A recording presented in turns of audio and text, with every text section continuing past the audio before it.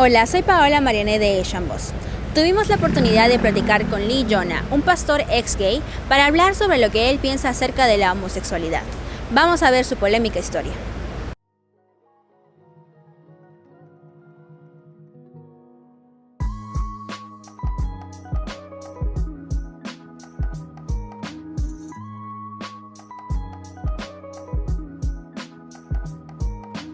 서울갈보리 채플 이현아 목사입니다. 우리 나이는 72살이고요. 그리고 동성애자 생활을 오래 했고요. 지금은 홀리라이프라는 그 사역을 통해서 동성애자들 상담, 그 다음에 치유 회복하는 그 사역을 하고 있고요. 나도 이 모습을 하고 이 거리에 서 있었습니다. 나의 뿌리가 이어져서 이태원에 이렇게 많은 트랜스젠더 클럽이 생겼고 많은 아이들이 와 있습니다. 그러나 이 아이들이 아직 자기의 만족을 찾지 못하고 행복을 찾지 못하고 꿈을 이루지 못하고 있습니다. 가족들이 고통하고 있고 이 마음속에선 뭔가 내가 이렇게만 살아야 되는가. 주님, 이 마음의 고통, 마음의 한 울부짖음을 주님께서 들어주시고 이 아이에게도 소망을 주셨으면 합니다.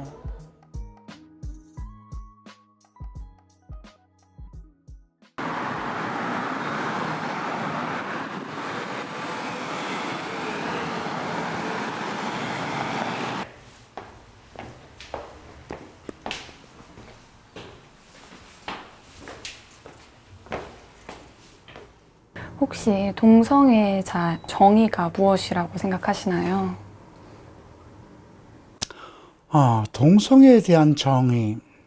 저 지금 목사잖아요, 그죠? 네네. 목사로서 동성애는 무엇입니까? 하면 성적 일탈이라고 얘기할 수밖에 없죠. 죄이고요. 그런데 탈동성애자라고 하셨잖아요. 네. 그러면 본인이 동성애자였을 때 그렇게 죄를 짓고 있다가 지금은 그 죄를 씻었다고 보시는 건가요? 네. 그러면 동성애가 치유 가능한 것이라고 생각하시나요? 네. 치유라는 말은 성경적인 용어예요. 하나님이 치유하시는 거거든요. 그래서 동성애가 치유될 수 있느냐? 예. 하나님만이 하실 수 있어요. 본인이 동성애자라고 인지한 시점은 언제인지? 남자가 좋다는 것을 느낀 것이 초등학교 때예요. 초등학교 5학년 때 남자에 끌리는 감정을 느꼈던 것 같아요. 그러고 나는 동성애자야라는 확신을 한 것은 중학교 1학년 때. 그 시기에 네. 동성애와 관련된 좀 기억나시는 일화 같은 거 있으신가요? 버스를 타고 전철을 타면 그런 버스 안에서의 스킨십, 어떤 사람은 경우에 따라서 내리자는 신호를 하고 한 번도는 거절당하든가 그걸로 해서 문제가 된 일이 없었어요. 쉽게 얘기하면 성추행이잖아요. 군대에서도 마찬가지였어요. 유도했을 때 한 번도 거절당해 본 일이 없어요. 물론 그때가 상당히 제가 좀 여성스러웠어요. 여성스러운 얼굴. 커밍아웃을 하신 시점은 언제일까요? 대학교에서 큰 문제가 생겼어요. 우리 학교 이제 클래스메이트하고 같이 술을 먹고 집으로 유도하고 했을 때 어떤 관계를 내가 시도했을 때 그 친구는 동성애자인 아니죠, 친구였나요? 아니죠. 그래서 학교에 보고가 되고 또 되게 구타도 많이 당했어요. 그 건으로. 학교도 이제 중단하고. 의도하신 커밍아웃은 아니었지만 그 사건으로 인해서 커밍아웃을 하게 되신 사절로 건가요? 되죠. 네. 네. 어머니한테 말씀을 드렸는데 어머니가 놀랬어요. 고자인 줄 알고. 그래서 고자냐 해서 아니라 나는 여자를 좋아하지 않아. 나는 남자를 좋아합니다. 엄마의 얼굴이 백지장같이 바뀌었어요. 하얘졌어요. 할 말을 못하시고 눈물을 흘리고. 그리고 며칠 후에 자살하셨어요. 이제 우리 동생한테도 우리 누님한테도 유서를 남겼어요. 엄마의 죄 때문에 네가 그렇게 동성애자로 태어났으니까 이걸 내가 해결하는 것이 맞다. 3년 지나면 다 해결될 거야. 그런 유서를 남겼어요. 그리고 3년을 지옥같이 살았어요. 우울증 때문에 잠을 못 자고 담배를 하루에 3강 4갭씩 피고 완전 폐인이 돼서 고향에도 못 내려가죠. 제 어미 잡아먹은 놈이다. 이런 인식 때문에 아버지는 호족에서도 빼버려야 될 놈이다. 그런 상황에서 3년을 지옥처럼 살았어요. 우리 지금 어디 가시죠? 이태원이요. 이태원에서 세상의 어떤 화려함을 누리고 예수를 만났던 땅이기도 해요.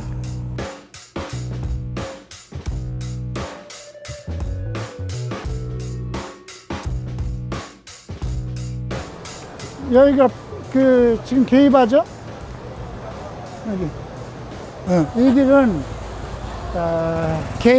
게이 호모길? 근데 지금도 그럴 거야. 이거 뭐 청소년 진입 금지.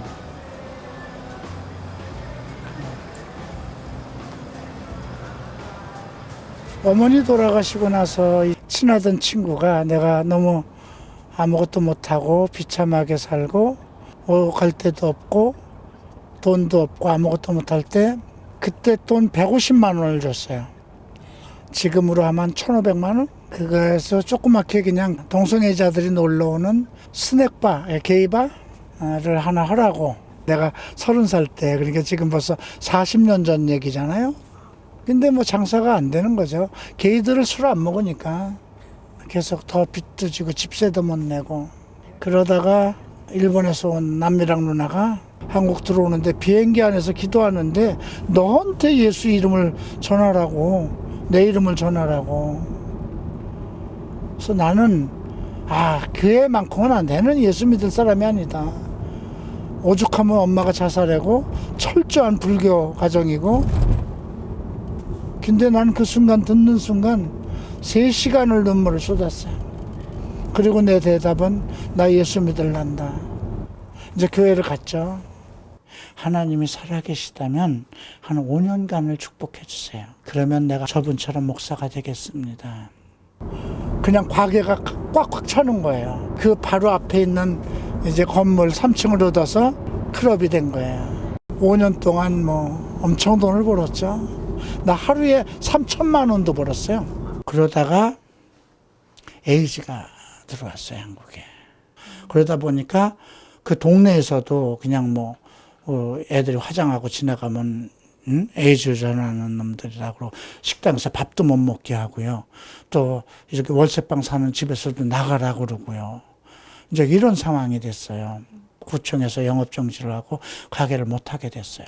가게에서 전화가 왔어요. 세무서에서 나왔으니까 빨리 오라고. 갔더니 나를 잡으러 온 그 특별수사대 검사예요. 그렇게 하고 저는 이제 재판에 넘겨져서 서울구치소에 또 들어갔어요. 그리고 이제 나왔어요. 나와서 벌금으로 내고, 그때 이제 일본에 있는 친구가 한국에 나와서, 야, 게이바 한다고 잡아가는 나라가 어디 있느냐. 야, 너 일본에 와서 해. 내가 도와주겠다. 일본에 이제 들어가게 된 거죠. 신주쿠에서 또 클럽을 했어요. 작은 가게를 하나 했는데 너무 잘 됐는데 새벽에 들어가서 잠을 자면 누가 내 목을 눌러요. 잠을 못 자고. 이게 매일 연속되니까 잠을 못 자고. 근데 이제 교회를 나가기 시작했는데 교회에 서울에서 예언하는 권사님이 오셨는데 그냥 만나자마자 너 하나님하고 약속 어겼구나. 하나님이 너 데려가시겠다고 그런다. 그냥 막 환청처럼 들리는 거예요. 신학교 들어갔어요. 신학교 들어가면서부터 잠을 자는 거예요. 신학교 다니면서도 나는 동성애자였어요. 일본에는 그 게이바가 많아서 중간중간 몰래 이렇게 다니고, 신학교를 다닌다는 건 목사가 되겠다는 신념으로 다니는 게 아니라 그거 서원한 것을 안 지키면 죽는다니까. 그리고 실질적으로 그걸 죽음이 오는 것을 체험을 했기 때문에. 그리고 사고가 있었어요. 거의 3년을 신학교 졸업 때가 됐을 때 한국에서 내가 사랑하던 사람이 있었거든요. 남성분이었겠죠. 걔는 게이가 아니었어요. 그런데도 나는 너무 좋았어요. 근데 그 친구가 그 일본에 왔어요. 그 어떤 동성애적인 유혹에 내 스스로 빠져서 깊은 관계를 가질 수밖에 없었다는 거죠. 그때 좌절감이 왔어요. 이거 안 되는 거구나. 이거는 고칠 수 없는 거구나. 타고난 것이구나. 그래서 이제 정리하고 시라노 고이치 목사님 강의에 가서 말씀드리고 나는 신학교 정리하고 세상에 돌아가서 그냥 살겠습니다. 강의 도중인데 칠판에 악령을 쫓으시는 예수 그리스도라고 일본말로 써 있더라고요.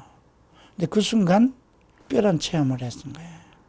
눈물이 쏟아지고 모든 귀, 코, 이 땀구녕에서 뭐가 막 빠져나가는 것 같고 시커먼 토네이션 같은 것이 올라가는데 그게 내 몸에서 나가더라고요.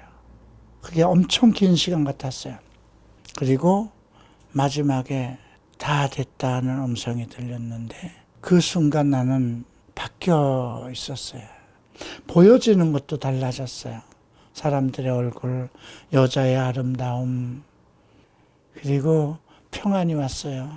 내 인생에서 어머니 돌아가신 이후에 처음으로 느끼는 평안, 희열, 기쁨, 예, 그리고 목사가 돼서 한국에 나왔어요.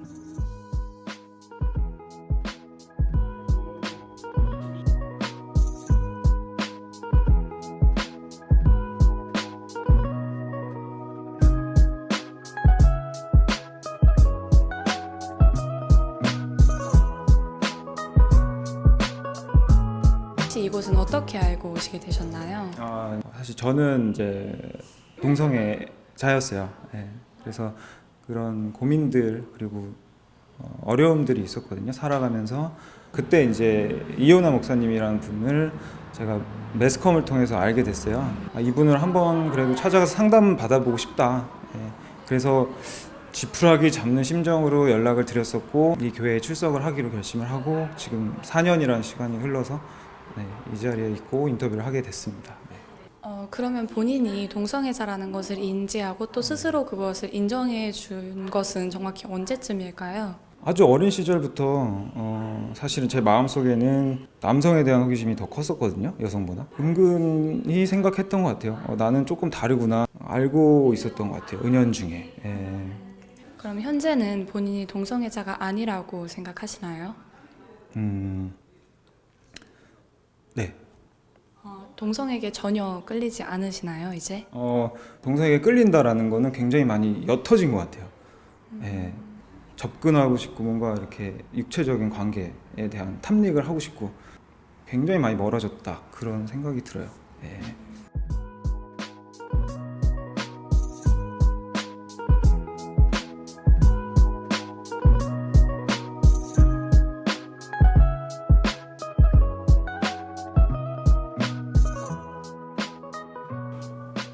제가 한 2,000명 상담했어요. 저희 교회에 그래도 50여 명이 나를 따라서 탈동성의 소망을 가지고 있고요. 결혼한 사람도 있고요. 이성과 결혼을 하신 분도 있나요? 또 선교사, 목사가 돼서 선교사가 된 사람도 있고요. 그러면 혹시 동성애가 선천적인 것이라고 믿으시나요? 없어요. 아니에요. 선천적인 거면 성경이 잘못됐죠. 동성애가 만약에 타고난 거면 유전인자가 있어야 되고 그것을 발견할 수 있는 DNA가 있어야 돼요. 그러면 해결하기 쉬울 거예요. 진정한 사랑이면 한 사람과 한 사람이 만나는 사랑이잖아요. 그죠? 동성애자들도 자기들도 한 남자를 만나서 결혼하고 살고 싶다는데 그런 개념이 없어요. 한 남자가 보통 남자 게이들이 일생 동안 150에서 550명까지를 관계를 한다는 거예요. 그러면 동성애자들끼리는 그렇게 1대1로 하는 그런 진정한 사랑이 불가능하다고 생각하시나요? 플라토닉 얘기도 하고 그래요. 동성애는 그렇게 지저분한 것이 아니고 마음의 사랑도 있고 1대1 사랑 이런 얘기를 하는데 그건 자기네들을 이렇게 좋게 포장하는 거죠. 다른 사람들한테 얘기를 하는데 그거는 통할 수 있는데 나한테는 그게 안 돼요. 너무나 아는 일이니까. 그러면 혹시 네. 이제 목사님께서는 그렇게 하지 못하셨지만 다른 동성애자들은 1대1로 그렇게 진정한 사랑을 할 수 있다고는 생각하지 않으시나요? 네. 네. 끝없는 욕정이거든요. 우리가 이성 간에도 한 남자와 한 여자가 하나님 안에서 평생을 사랑을 누리는 게 그게 진정 사랑이거든요. 그거 외에는 전부 다 불륜이에요. 이성애자들 사이에서도 그러한 관계를 맺는 것들이 있잖아요. 1대1로 하는 사랑만 있는 것이 아니라. 근데 나의 기준은 하나님의 기준은 무엇이냐 얘기를 하는 거예요. 동성애를 얘기할 때 하나님의 기준은 뭐냐. 하나님의 개념 속에서 동성애 문제는 죄의 문제고 해결해야 되는 문제인데 이성애자들도 서로 섹스를 하고 잘못하고 난잡하고 불륜을 하지 않느냐. 다 그들 이성애자들도 다 더러운 짓 하고 있지 않느냐. 쟤들이 더러우니까 우리도 더러워야 된다는 개념은 말이 안 되는 거거든요. 동성애를 해결할 수 있는 길을 제시해 주는 것이 교회와 우리 사역자들이나 크리스찬들의 의무잖아요. 그건 하나님이 주신 의무예요. 내 아들이면 어떻게 할 거예요? 내 형제면 어떻게 할 거예요? 동성애자가 돼서 버리겠어요? 아니잖아요. 그들이 이제 아들이고 뭐 딸이고 이웃이라고 말씀해 주셨는데 아들이고 딸이고 이웃이라면 있는 그대로를 받아들이는 것 불가능한 일일까요? 내 아들이 마약을 하고 있는 그것을 그대로 받아들이는 것이 어머니의 본분이니까요. 내 아들이 도박을 하고 내 아들이 지금 그냥 알코올 중독자가 되고 내 아들이 지금 포르노 중독자가 된 것을 그대로 받아들이는 것이 부모의 마음일까요? 아니잖아요. 그러니까 그 사람들이 얘기하면 알코올 중독자나 도둑이나 그거는 죄 아니냐 이렇게 얘기를 하고 왜 동성애를 죄로 몰아가느냐 이 목사 그렇게 얘기를 해요. 그건 인권 모독이다 얘기를 하거든요. 근데 성경은 다 같은 죄로 묶어놨다는 거예요. 동성애까지도. 요즘 성소수자의 인권을 존중해야 한다는 그런 흐름이 대두되고 있고요. 그래서 많은 나라들에서 동성애가 합법화되었잖아요. 이에 반대하는 입장에서 이에 어떻게 생각하시나요? 그러니까 인권을 얘기했을 때 그들이 동성애자이기 때문에 직장에서 차별을 받으면 안 된다고 생각합니다. 교회에서 차별받으면 안 된다고 생각합니다. 대학교 나왔던 데에서 차별받으면 안 된다고 생각합니다. 그러나 우리는 차별받고 싶지 않기 때문에 그걸 법으로 만들어 달라는 것은 무리라는 거죠. 네, 마지막으로 혹시 종교가 없고 동성애가 선천적이라고 주장하는 사람들에게 짧게 말씀해 주실 게 있으시다면? 동성애는 선천적 아닙니다. 의학적으로나 정신의학적으로 판명이 된 것이 없고 동성애는 타고난 것이 아니라 하나의 여러 가지 죄 중에 하나입니다. 예수 진리를 알게 되면 동성애는 타고난 것이 아니라는 것을 깨닫는데 그 길은 예수 그리스도를 믿는 것뿐이라고 생각합니다. 이제 제가 요즘 폐암 지금 투병 중인데 내가 이루지 못한 것을 다 이룰 수는 없잖아요. 그러나 내 제자들, 저희들을 변화시켜서 저들 중에서 3명이든 4명이든 아니 1명만이라도 완전하게 돼서 그럼 그 애들에게 맡겨야죠. 다음 세대는 누구를 통해서라도 한두 사람이라도 또 구원할 수 있으면 그걸로 감사하고요.